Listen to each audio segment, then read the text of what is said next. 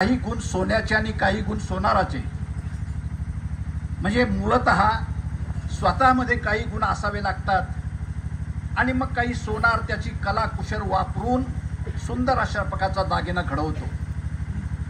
माऊली नेहाबाईंच्या बाबतीत स्वतः अंगभूत अशा प्रकारचे चांगले काही गुण होते की ज्यामुळे संपूर्ण आयुष्याची वाटचाल ही पारमार्थिक आहे, संप्रदायाला अनुसरून आहे. परमेश्वर भक्तीमध्ये संपूर्ण आयुष्य या माऊलींनी व्यतीत केलं आणि म्हणून हे सोन्याचे गुण. पण सोनार कोण? तर ही माहेरचा चांडे परिवार आणि तुमच्या मिरगावचा हा शेळके परिवार. या दोन्ही परिवारांनी, या दोन्ही सोनारांनी या माऊलीचं चरित्र घडवलं.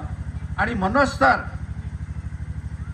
कधी हाताला धरून चालवलं असेल, आपल्या बोटाला धरून चालवलं असेल, कधी अंगा खांद्यावर खेळवलं असेल, तेच आज तोच नातू आपल्या समोर या हजारो स्त्री पुरुष उपस्थितांना आपल्या आजीचं गुणवर्णन आपल्या समोर करतोय.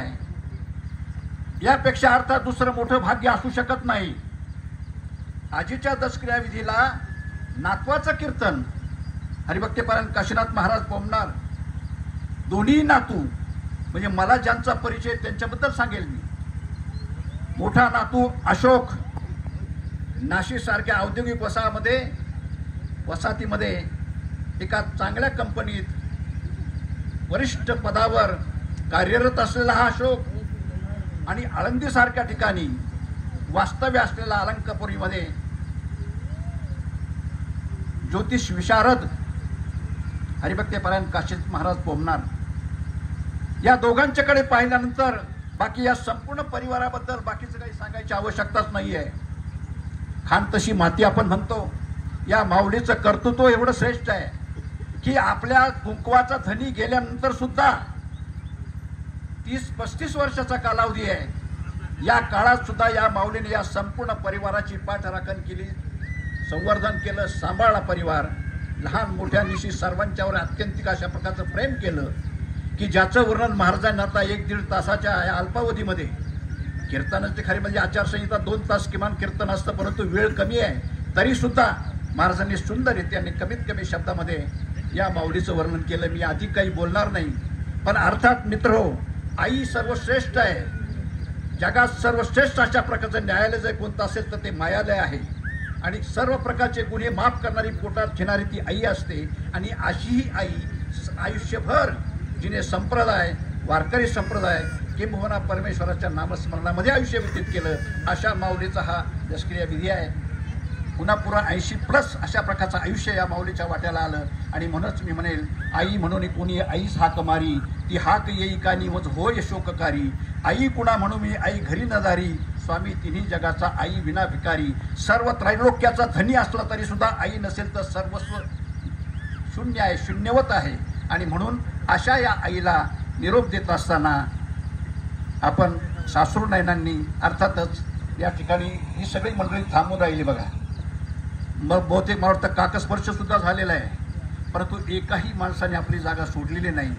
कारण या आईचं गुणवर्णन तिच्या नातवाकडून ऐकायला सर्वांना निश्चितच आनंद झालेला आहे. अशा वेळेला मी आमच्या परिसराच्या वतीने, आपल्या सर्वांच्या वतीने माऊलीसाठी भावपूर्ण अशा प्रकारची श्रद्धांजली अर्पण करतो. आणि सगळे मुलं, सुना, नातवंड, अर्थात एवढं लांब लचक आयुष्य ज्यांना लाभतं त्यांचं आयुष्य अर्थात हा स्वर्गच मिळाला आहे त्यांना, असं मी समजतो. कारण आयुष्याच्या उत्तरार्धामध्ये, आयुष्याच्या संध्याकाळी ज्या माणसाला सुख समाधान आहे, आत्यंतिक अशा प्रकारचं समाधान मिळतं ना, त्या माणसाचं आयुष्य निश्चित वाढत असतं. आणि म्हणून सकळ तीर्थाचे दुरे जे का माता पितरे तया शेवीशी किर शरीर लोण किळजे. तीर्थी धोंडा पाणी देव रोकडा सज्जनी. माणसामध्ये देव आहे, तीर्थामध्ये फक्त धोंडा आणि पाणी आहे. त्या पाण्याचाही धंदा करतात, त्या धोंड्याचाही धंदा करतात. आणि अशा तीर्थांना जाणाऱ्या माणसांना काही गणती नाही आहे, तोटा नाही आहे. पण इथं मायबापांची खऱ्या अर्थाने सेवा करणारी माणसं होती, म्हणूनच या माऊलीला एवढं मोठं आयुष्य, दीर्घ आयुष्य लाभलं. असो, थांबून घेतो. आणि थांबताना पुन्हा एकदा या माऊलीसाठी विनम्र श्रद्धांजली अर्पण करतो. त्यांच्या आत्म्याला सद्गती प्राप्त व्हावी अशा प्रकारची प्रार्थना या ठिकाणी करतो. आदरणीय हरिभक्तीपरायण पोमनार महाराज यांनी सुंदर अशा प्रकारचं चिंतन आपल्यासमोर मांडलं. त्यांना या आमच्या श्रोत्यांच्या वतीने कर्तव्य म्हणून त्यांनी हे केलं असलं तरी आम्ही श्रोते 1-1.5 तास तुमच्याकडून हे चिंतन ऐकलं म्हणून आमच्या वतीने आपल्याला मनापासून धन्यवाद देतो, ऋणेश करतो आणि थांबतो. धन्यवाद.